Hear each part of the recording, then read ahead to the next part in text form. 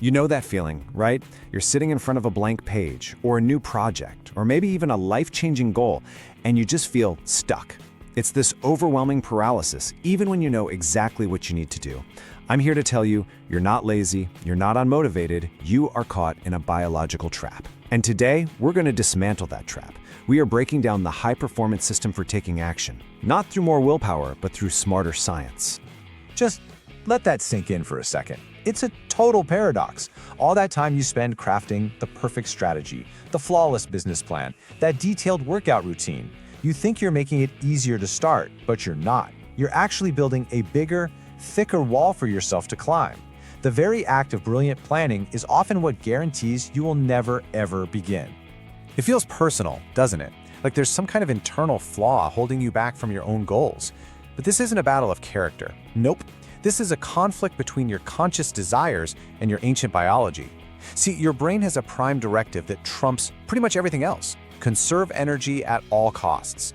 And your big, beautiful, brilliant plan? To your brain, that looks like a massive metabolic risk. So what does it do? It slams on the emergency brake.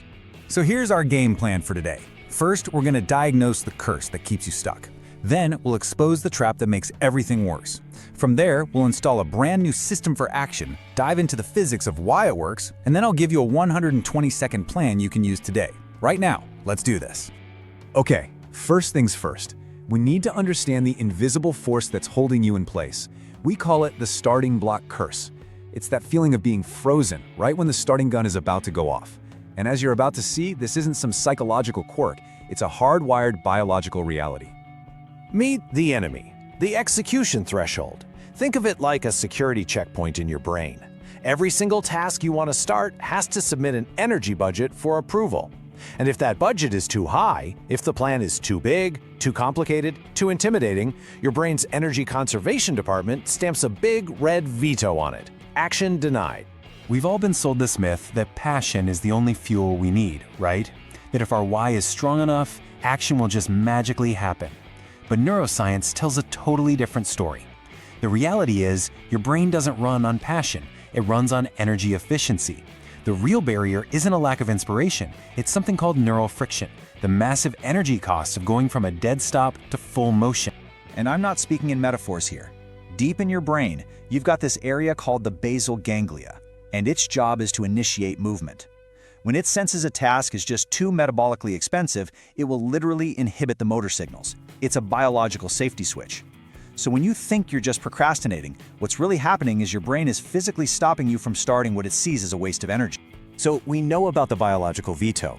Now let's talk about how we accidentally make it 1,000 times worse. We fall into the trap of planning, this deceptive cycle that feels like we're making progress, but really it's just the brain's favorite way to avoid doing any real work. We call it productive procrastination.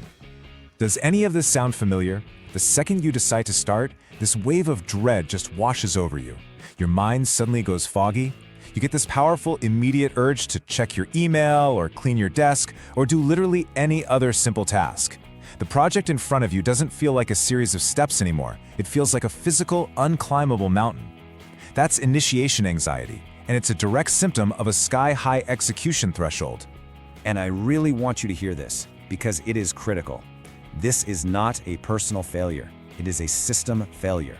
Your anterior cingulate cortex, the part of your brain that detects conflict, is basically screaming, danger.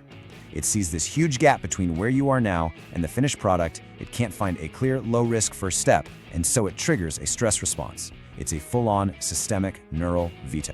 This quote just perfectly nails the issue. You have all the potential, the engine, the ambition, the ability to fly at incredible speeds. Once you get in the air, you are unstoppable. But you're burning all your fuel just trying to get the engine to turn over. You're just stuck there on the tarmac with a cold start problem while you watch everyone else take off.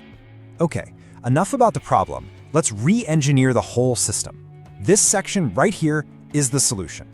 The Threshold Reduction Protocol is a clean, structured, three-part system designed to sneak past your brain's threat detection and make starting your work not just easy, but inevitable. Forget motivation. We're going to use structure. And this is it, the entire system in a nutshell.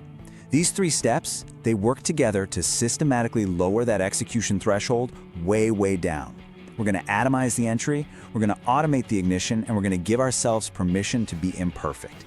This is how you trick your brain into finally giving you the green light for action.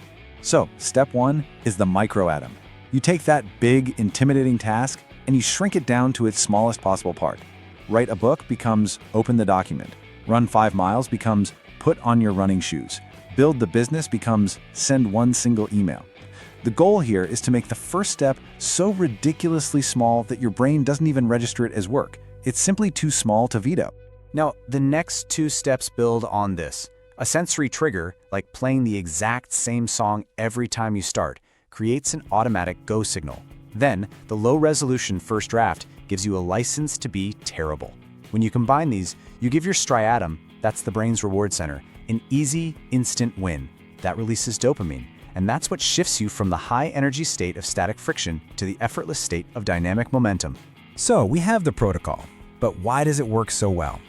Let's pop the hood and look at the neuroscience, because understanding the physics of focus is what will make you believe in this system, not just try it once.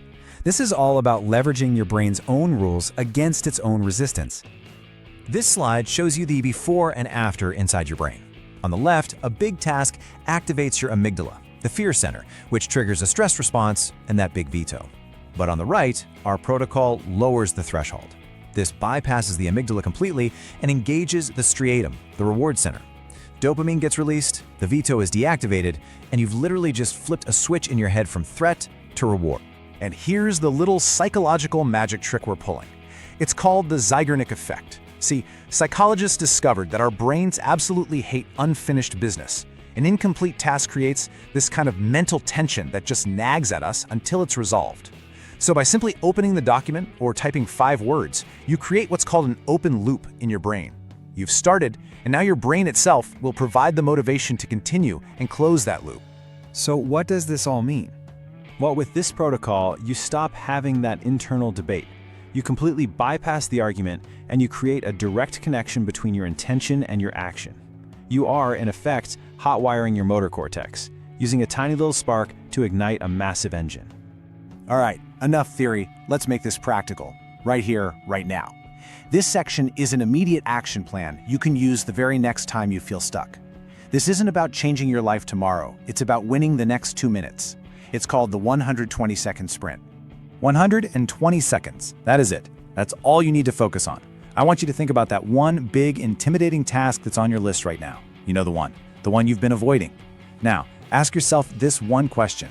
What is the 120-second version of that task? What is an action so small, so simple it can be done in 2 minutes or less? This is your gateway ritual. Find a song that fires you up, your ignition song. Put on your headphones. Then execute only your 120-second microtask. And this part is key. Follow the ugly start rule.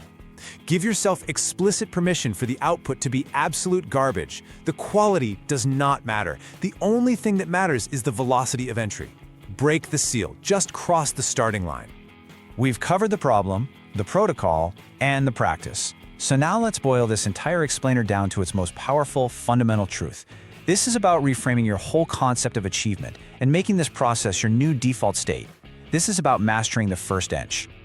You know, we obsess over the finish line, but the entire race is won or lost in that first inch. We've been taught that greatness is all about having these grand, brilliant plans, but the reality is that greatness is about being a master of the entry point. It's about making it so unbelievably easy to start that moving forward just becomes your default, every single day. This is your new mantra. I want you to burn it into your brain. The next time you feel that paralysis, that dread, that resistance, don't look for more motivation. Don't build a bigger plan. Do the exact opposite. Think smaller.